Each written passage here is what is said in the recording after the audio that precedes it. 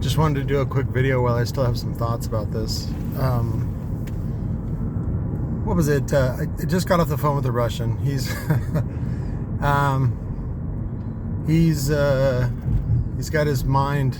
He's obsessed with deaf bonds, which is just a good example of a brand and hype and people feeling like they're missing out on an opportunity or something like that. And what I think is funny is that, well, number one, I think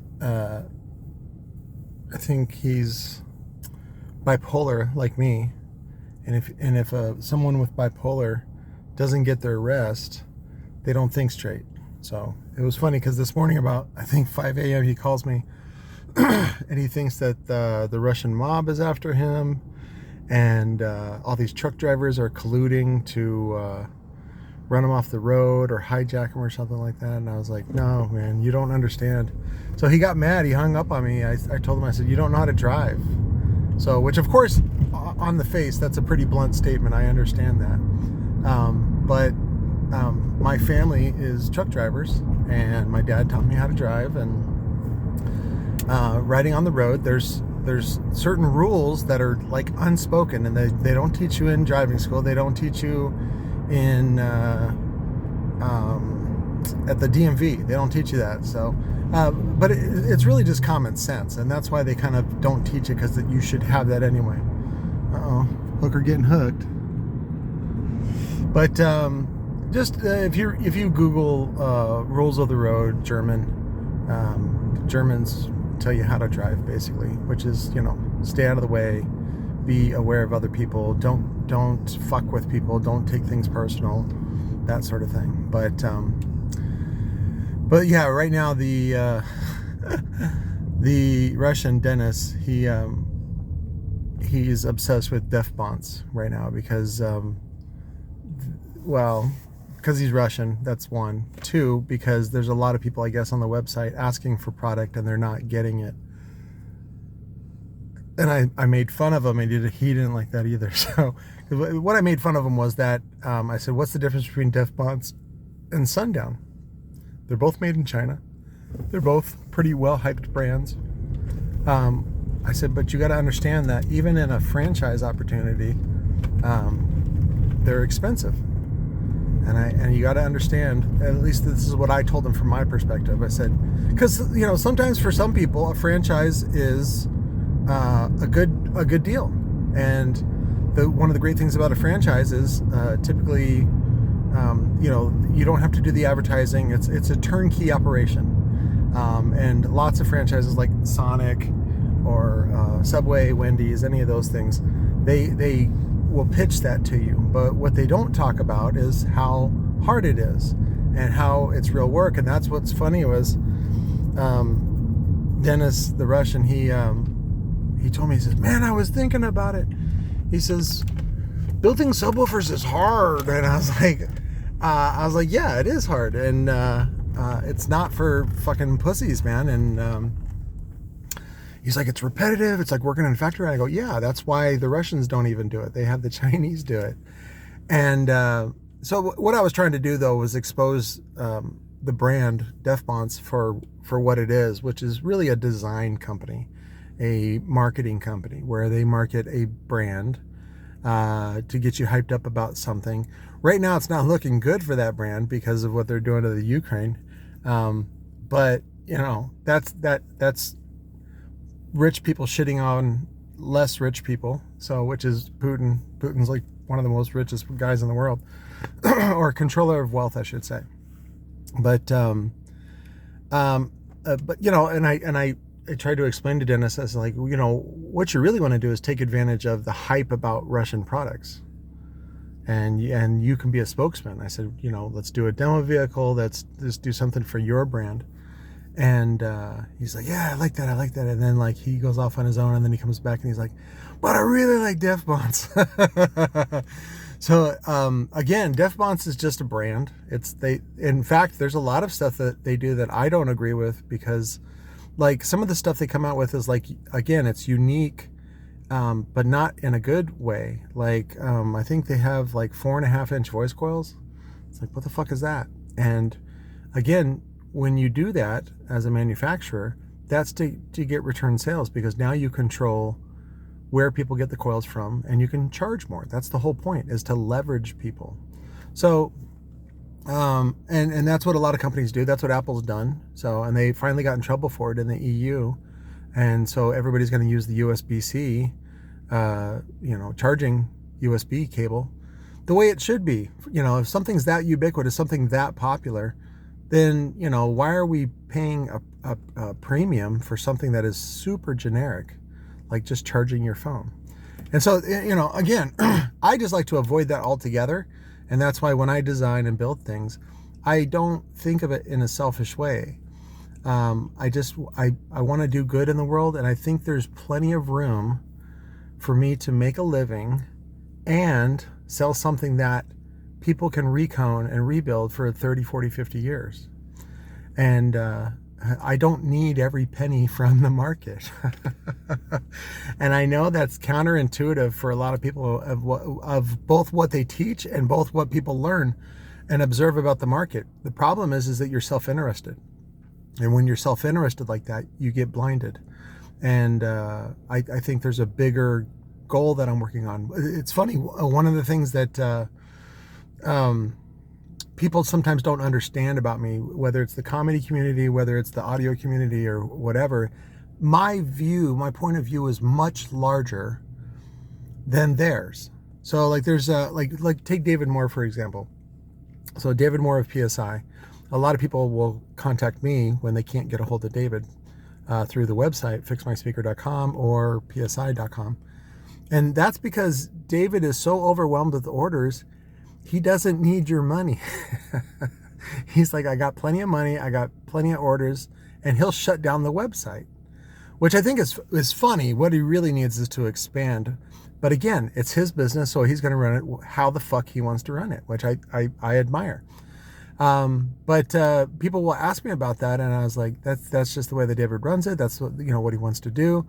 And David's really good at that. Now, if David wanted to do something larger, like if it was about money for him, what he could do is just like hire people, train them like a real business, and then he goes and does something else. What people don't understand is that maybe David can't or doesn't want to do something else. You see that? So it's not that he's trapped in that. It's just, it's a good living, and he's good at it, and it's fun for now, but he may, change and pivot into something else. So, and for me, again, I'm going to the moon. And so then you take my goal and you work backwards. So if you take my goal, which is getting to the moon, like who can go to the moon? Tesla, well, SpaceX, Elon, that whole group of companies. So I go, what can I do for SpaceX or Tesla that would encourage them to put me on the list of people to go to the moon?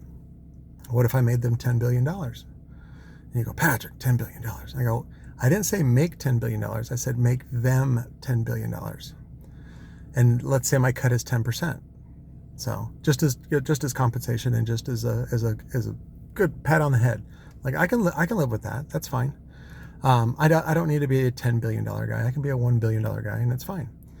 And so then you go, well, what can you do for Tesla to make them $10 billion? I'm like, well, let me sit you down here. I have quite the list. You see, you understand? And so now I have a list of tasks and projects and money-making devices that I can now sell someone. And that's better than doing it on my own. Some people go, oh, you can do it on your own and make all the money. I'm like, you don't want to do that. You want to go work with the system as much as possible. Now, if Tesla takes some of my ideas or inventions or whatever and makes it proprietary, that's up to them. That's what I get for selling to somebody else. So again, there's always a balance and a compromise of what you want to get done and then what you really want. You see what I'm saying? So, like for instance, like if I want to get a new property, I don't really need a new property. What I need is to clear out this whole property, fix it up, and make it cash flow positive, and then maybe either move stuff back or pivot into something else, or again, I just want to live a good life and be creative and do the things that I want to do. But a lot of people also don't know what they want to do, and that goes back to Dennis. I don't think Dennis, the Russian, really knows what he wants to do, and it's really tough for him right now because he's grieving, and it's not a good time for him to make any business decisions. So, but and again, I think he's bipolar like I am, which most men are. Just like most men become diabetics when they get older, especially. It's just our genetics. Our genetic. How do they say? There's this girl telling me that men are imperfect because their chromosomes aren't exact. Like women are XX and then like men are XY. And so it's like, see, you're defective. So you just go, okay, well, we're in charge. Like, if you're so perfect, why aren't you in charge? So, but anyways, of course, that's a joke for those that are sensitive this Sunday morning. But see, Sherry gets it. But I just wanted to talk a little bit. Basically, I wanted this video to be about branding. And branding is really about communication, and it's about perception.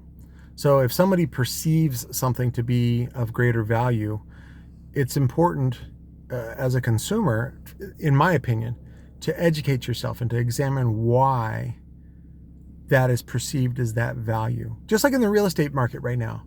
Some people perceive it that is it's going up, up, up, up, and it's never going to stop. Well, guess what they did last bubble? They did that same thing.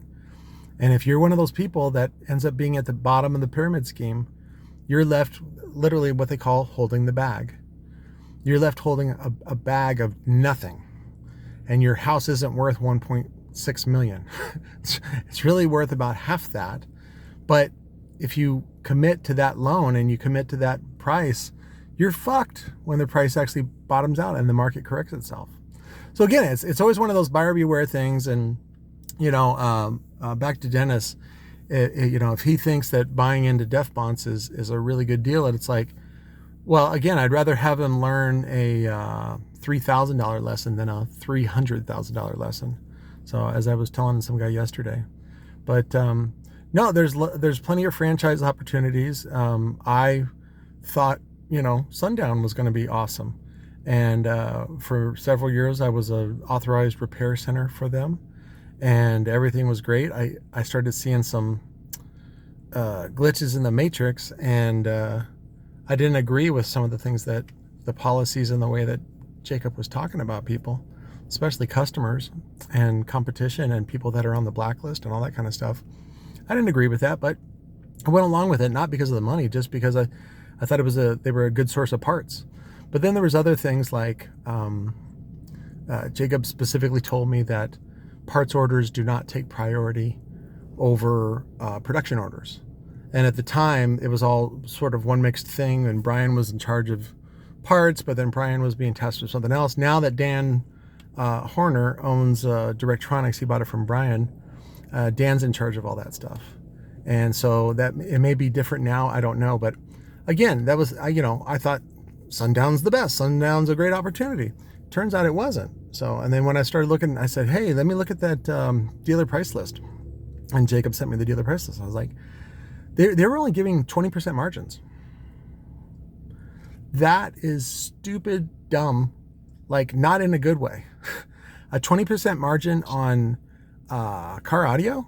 No.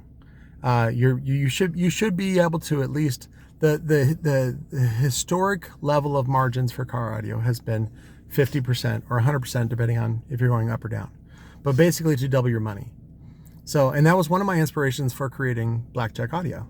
So even though real blackjack pays 1.5 typically in most casinos, but the idea though is that you could double your money. And so that's the theme that we're going on. Are you going to be able to double your points on Blackjack Audio? Not always. It depends on your buyer. It depends on your market situations. It depends on how you do things. And that's why I give the option on Blackjack to be non-badged, non-branded. If you don't like Blackjack Audio, but you just like buying the products and being able to rebadge yourself, go for it. I highly recommend that. You're going to learn a lot, and you may strike it rich and triple your money or quadruple your money. It depends on, again, your market. So, like one of the examples of this is, for a while there, I was acquiring a lot of JL Audio, I think 12, maybe, no, 13s, the 13W7s. And I was turning them into 15s and 18s. And I was reselling them for right around, I think like $400. And I had a buyer that would then turn around and sell those for $1,200, which is in some sense reasonable, because when the market for a 13W7 like right now is I think like $1,800, and you can provide a 18-inch or a 15-inch version of the same speaker with 3-year warranty, it's got to be worth like $1,800. See how that works? But again, that has to do with brand perception. Is it really worth that? Sure. Not to me, and I don't want to go out there and do retail and deal with retail clients. I think they're a little too picky, and they're kind of dumb. And somebody says, "Oh, you can't insult your customers." I'm like, I don't want you to be a dumb retail customer. That's the whole point of this fucking channel. I want you to be a smart, at least a smart, educated consumer, retail buyer, at the very minimum. The maximum would be to do basically what I'm doing, which is a bootstrap program to help set up your retirement while doing something that you love and is creative. So, but yeah, but when you look at the materials, bill of materials on like a 13W7, like, oh, it costs like $40 to make. You go, oh my God, really? You're like, yeah. That's why all of a sudden you go, what if I just bought the parts from China, right? $40 each. Well, you got to buy, let's say you got to buy 1,000. So you got to buy 1,000, they're $40 each, and that's not built. That's not assembled. So typically your build cost is going to be about double parts. So now you're into it for $80 finished. That's still a really good margin considering that JL sells them for $1,800 direct, or they typically sell them for about half that to their retailers, to their dealers. And so JL's making good money, and then the dealer who doesn't have to do any work, any assembly work, any brand work, they just buy in at $900 and then they sell at $1,800.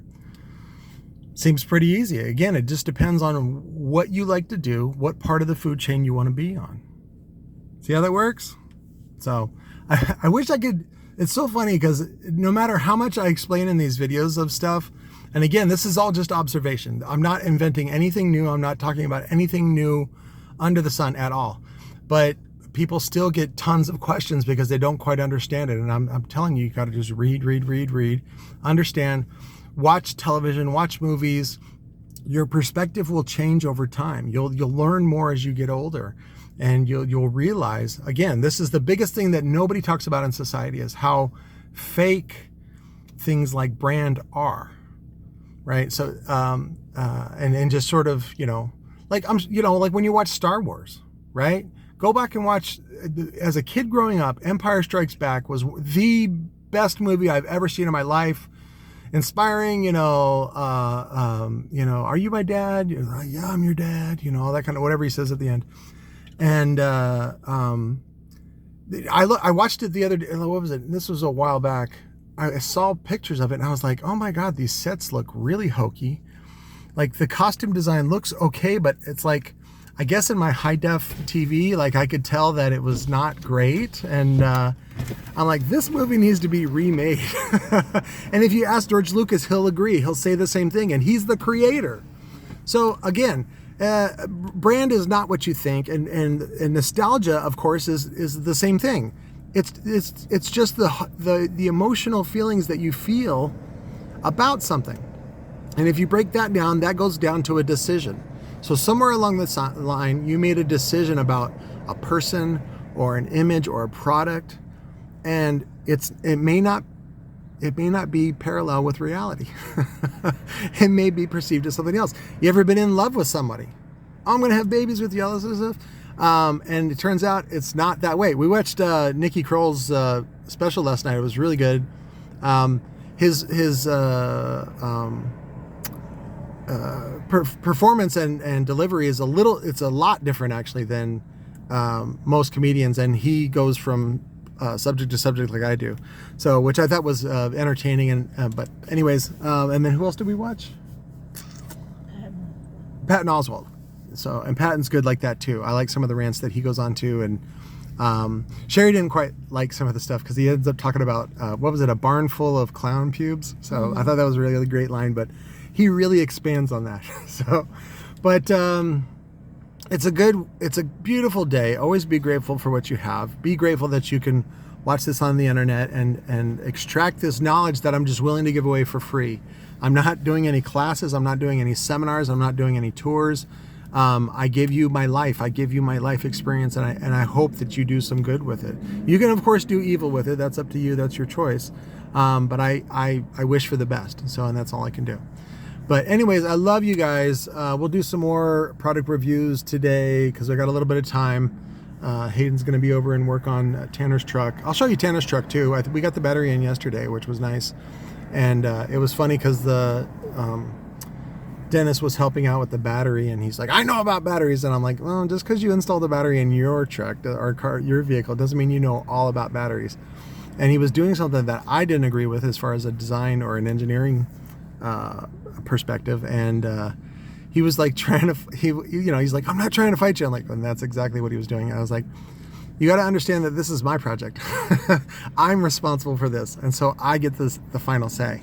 And so even if and I'm sure people like watching this video, because typically people that watch my videos are people like me, where you have difficulties at work, right? You bump heads at work because you don't agree with somebody on something. And I'm trying to help you to know that you're not really meant for the job life. You're not really meant for jobs. You're probably meant better to do something on your own. The problem is that it's really scary, and sometimes the transition can be very, very difficult and very scary. But again, thinking about working at a job for the rest of your life is just terrible. Who is it? Javon Hall, who I'm friends with on Facebook. He's a really cool guy.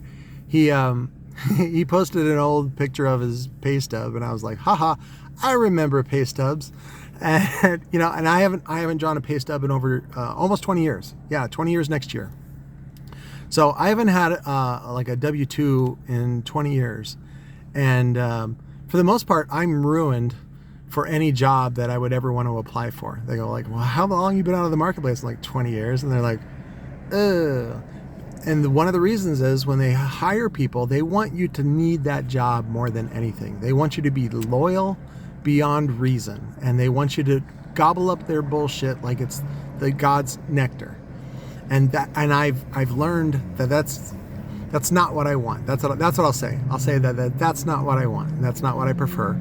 And I'm good enough and smart enough, and gosh darn it, people like me enough that I can do this at home. And I don't need to depend on a W-2 or, someone's charity so that I have a job.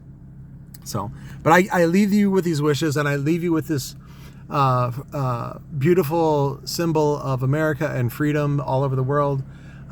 May God bless everyone, even if God doesn't exist. Love you. Bye.